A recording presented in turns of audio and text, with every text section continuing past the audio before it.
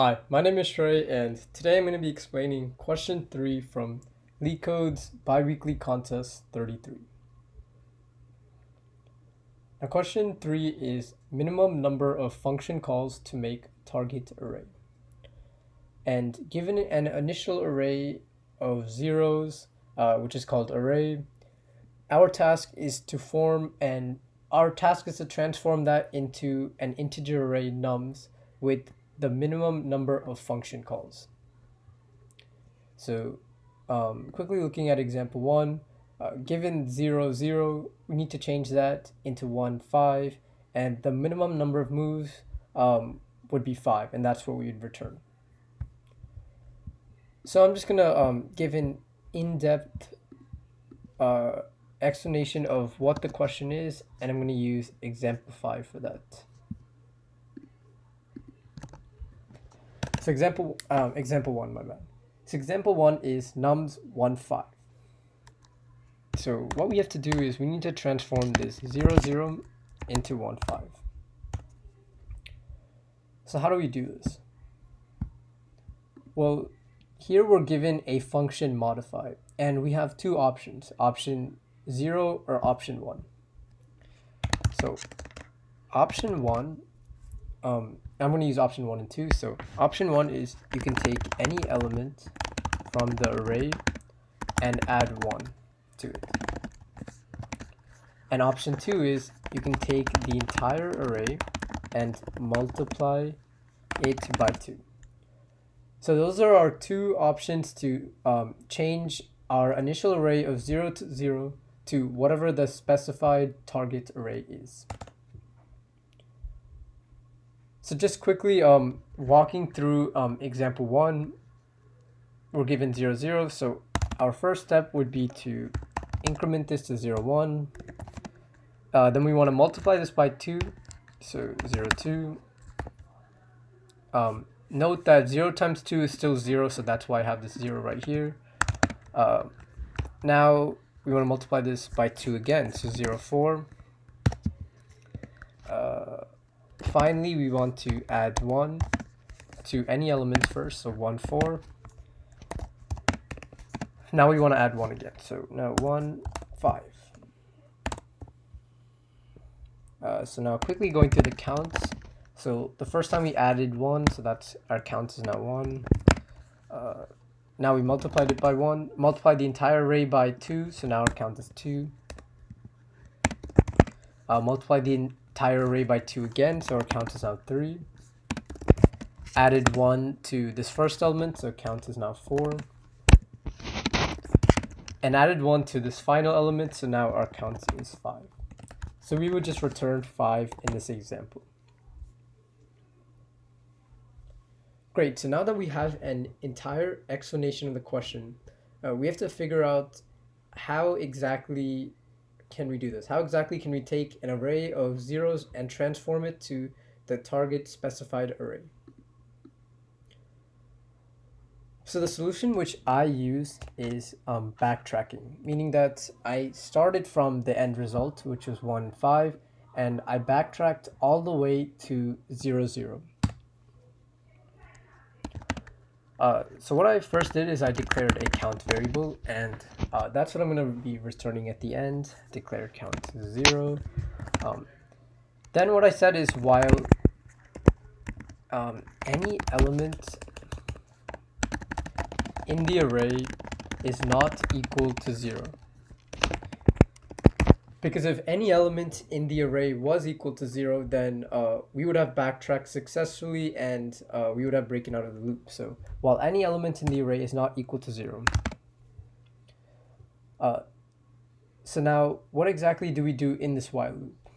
And one thing to keep in mind is that if you want to divide by 2, you would need all elements in the array to be even. What that means is if you want to divide by 2, you would want 0, 4. Or if you had, say for example, like 2, 3, 7, then you would want 2, 2, 6. So before dividing by 2, the first thing you want to make sure is that all the elements in the array are even. Make all the elements in the array even and add the number of times that it took to count. So in this case, we are transforming 1, 5 to 0, 4, and that would take 2 times, so it would add 2 to count. Next, I want to divide all the elements in the array by 2 and increment count, basically. So counts plus plus. Note that steps 3 and 4 are going to continue to repeat until all the elements in the array are 0, which then we would break out of the loop and we would return 0. No, my bad. We would return count. So now I'm just going to walk through my code through example 1. So solution to... so the first thing that we need to do is we have our count, which is 0, so that's good to know. We need to change 1, 5 to 0, 4. So let's go ahead and do that first. 0, 4, and that took us 2 times. So count now equals 2. Now we have to divide the entire array by 2, so 0, 2. Now our count is 3, because you're dividing all the elements by 2. So if we had like 0, 4, 8, and then we switch to 0, 2, 4 by dividing everything by 2, our count would still be 3 because you're dividing everything by 2 and that counts as one operation. So 0, 2 right here. Now we're dividing by 2 again, so we have 0, 1. Our count is now equal to 4. And now we want to subtract 1 because, hey, we have a non-even element in our array, so we need to make that even. So 0, 0. And when we make that even, all of our elements in the array are now 0. So we can just break out of the loop and return 5. Yes, so that's the entire solution for this question. And I'm just going to walk through this with example 2 now. I think it was example 3 because that was a very good example which I could explain it through. So right here. Just call that right here. And output, I'm not going to write the output, I'm going to walk you through the solution, and together we can determine what the minimum number of moves it would take. First thing, let's make this array even. So we have 4 to 4, now our count equals 1. Let's divide everything by 2 now. So 2, 1, 2, our count equals 2. Make all the elements even, so 2, 0, 2.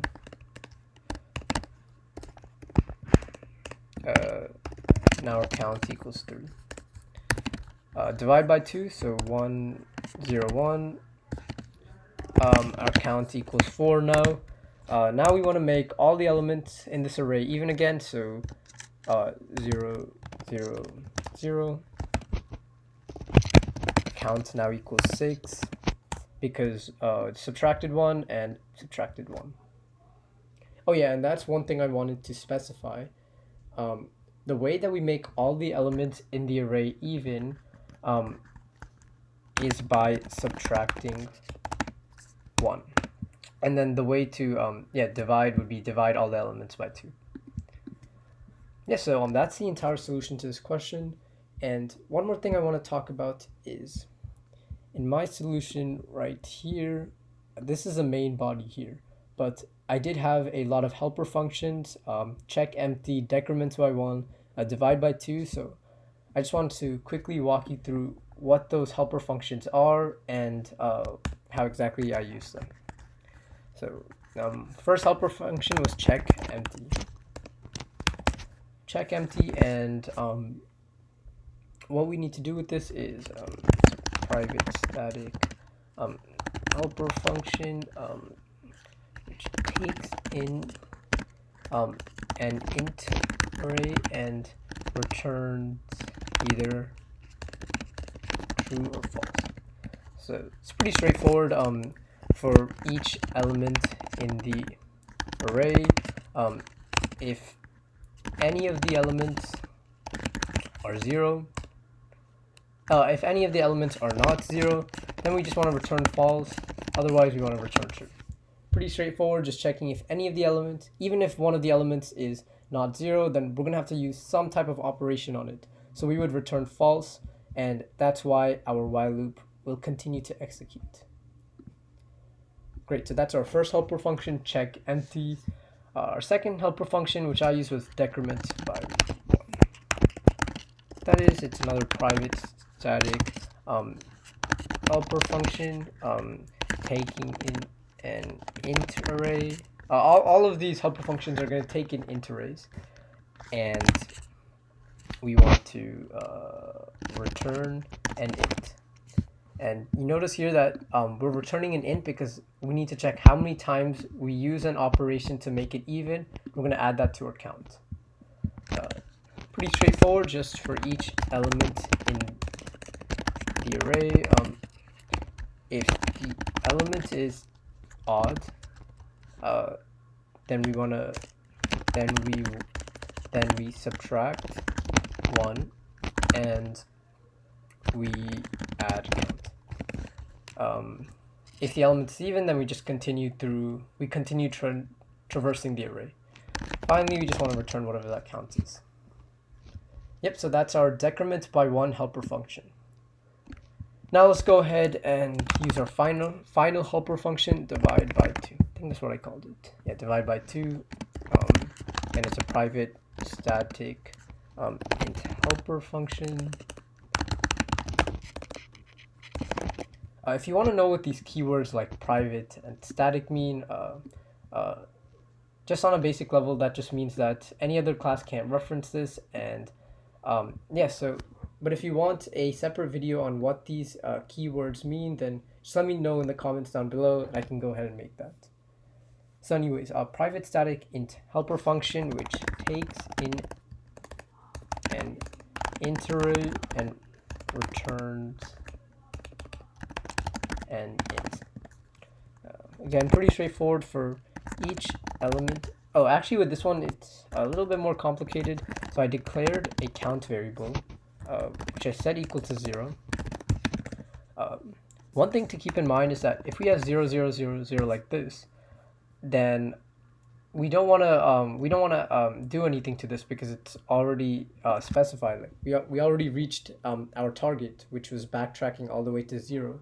So we would just need to return 0 in this case. So the way I did that was I said declared a count to 0, and I said for each element in the array. One more thing to keep in mind is that when we call this helper function divide by 2, we're guaranteed an even array because we implemented this decrement by 1 function before this divide by 2. So for each element in the array, if the element is not equal to 0, then we want to divide by 2 and increment count. So that way, the reason I have this increment count is because I say if count equals 0, which if count equals 0 means that we never divided by 2, we never called this for loop function, so we never needed to divide by 2, so then I would just return 0. But if our count was incremented at least one time, then we did call this function divide by 2, and we would return 1. Yeah, that's the entire solution to this question, and you might still be wondering how I'm changing this array despite the fact that I'm calling helper function. The reason for that is because I'm directly modifying the array. So I'm passing in int array, which is I'm passing the nums array right here, and then I'm directly modifying that nums array. Like I'm saying -1 here, divide by 2 here. So when it goes back here and calls this next helper function, it's going to use the modified array. Again, if you want a separate video just talking about some more Java fundamentals, just let me know in the comments below and I'll go ahead and make that. But besides that, that's the entire solution to this question. I know it was a little bit of a longer video just because the question was a little bit more complex. As always, if you have any questions, just remember to leave them down in the comments below. And because this video did take some time, if you have if this video helped you in any way, please remember to leave a like and subscribe. And I'll see you in the next video. Thanks.